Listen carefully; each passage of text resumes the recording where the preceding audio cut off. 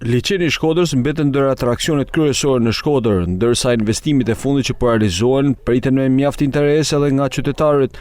Aksioni për pastrimin e një pjese të bregut të liçenit vlerësohet pozitivisht nga qytetarët, por ato kërkojnë që të shtrihet në gjithë gjatësinë e tij, që të bëhet në këtë mënyrë e aksesueshme nga të gjithë. Po mundohen, shkurt, po mundohen. Ka të nevojshme? Normal që e ka të nevojshme.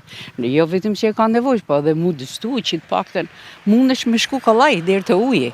Kjo zona shpella Shkodrës.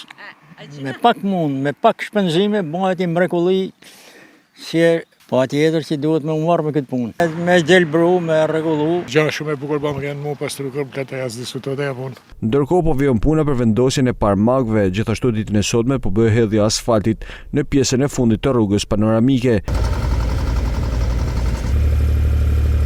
Ky projekt që ka nisur prej disa muajsh parashikon zgjerimin e trotuareve, korsisë biçikletave, ndriçimin modern, si dhe sistemin e ri të shkarkimeve të ujrave të bardhë. Investimi pritet të përfundojë brenda një kohe të shkurtër.